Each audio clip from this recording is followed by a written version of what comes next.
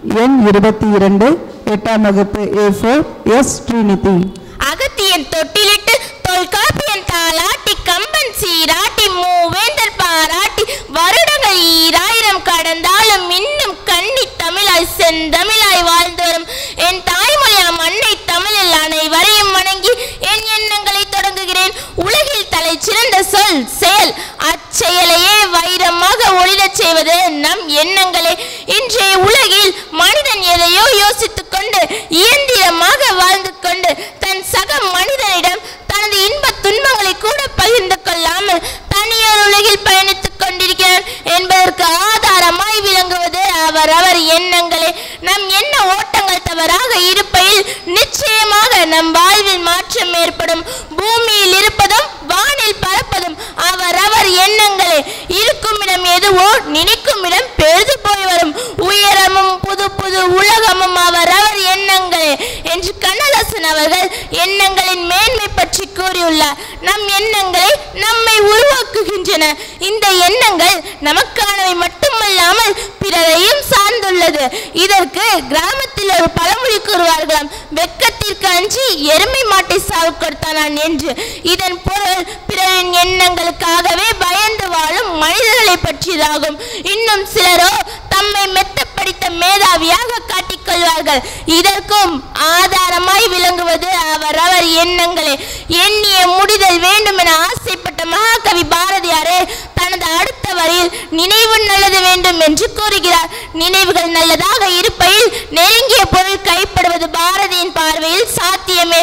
எத்தனை கோடி இன்பம் வைத்துள்ளார் என்று மகிழ்ந்து பாடிய பாரதி அன்று வறுமையில் வாடிய கவிஞர் தான். இப்படி எண்ணிய பாரதி இன்று உறங்கிவிட்டார். ஆனால் அவர் விதைத்த எண்ணங்கள் இன்றும் உறங்கவில்லை.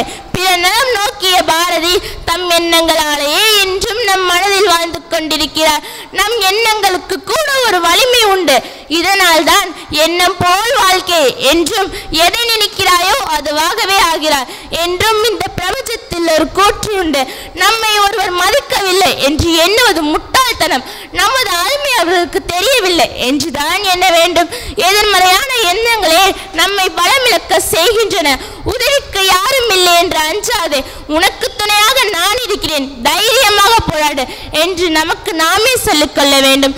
சிறு வயதில் நாம் அனைவரும் கேட்ட விஷயம் என்று கூறுகிறேன். நம்மை சுற்றி கண்ணுக்கு தெரியாத தேவதைகள் பல உண்டாம். அது நாம் என்ன நினைக்கிறோமோ அது அப்படியே ஆகட்டும் என்று கூறுங்களாம். அதனால் நாம் நல்லதையே நினைக்க வேண்டும் என்று பெரியோர்கள் கூறுவார்கள். நமக்கு வரும் விக்கலுக்கு கூட அறிவிய பூர்ண காரணங்கள் பல உண்டு. ஆனால் எல்லோரும் கூறக்கூடியது நம்மை யாரும் நினைக்கிறார்கள் என்றுதான். இதற்கும் ஆதாரமாய் விளங்குவது அவரவர் எண்ணங்களே. ஓராய் என்னும் மதிவிலைகள் நேர்மறையான எண்ணங்களை கொண்ட மனிதர்களிடம் அதிகம் உள்ளது என்று ஆய்வறிக்கை கூறுகிறது. நேர்மறையான சிந்தனைகளே நம் எண்ணங்களை பலமிக்க செய்கின்றன. நடப்பதெல்லாம் நன்மைக்கே என்று கூறிய தென்னாலிராமனை போல் வாழ்ந்தால் நம் வாழ்க்கை அழகாகும். வாழ்க்கையானது அழகானதுதான். அது நாம் வாழும் விதத்தில் உள்ளது. அதை சொர்க்கமாக்குவதும் நரகமாக்குவதும் நம் எண்ணங்களை பொறுத்தே உள்ளது. நாம் விதைக்கும் எண்ணங்களே நம்மிடம் திரும்பி வந்து சேரும். இதனையே திணை விதைத்தவன் திணை அறுப்பான், வினை விதைத்தவன் வினை அறுப்பான் என்று கூறுவார்கள். நோய்களை பரப்பும் ஏடிஸ் கொசுக்களை போல் இல்லாமல் நல்ல உள்ளங்களை கொண்ட மனிதர்களாக வாழ முயற்சி செய்வோம். நன்மை, உண்மை, தீமை, பொய், சினம் இதில் எதை விதைக்க வேண்டும் என்பதை நாம் தான் தீர்மானிக்க வேண்டும். எண்ணிக்கை என்றும் வாழ்க்கையை முடிவு செய்வதில்லை, எண்ணங்களே வாழ்க்கையை முடிவு செய்கின்றன. எண்ணுவது திண்ணமானால் வாழ்க்கை இது வண்ணமாகும். எண்ணங்களை வசமாக்கி வாங்கி வாழ்வோமாக. எண்ணம் போல் வாழ்க்கை. வாய்ப்பளித்தோருக்கு நன்றி, வணக்கம்.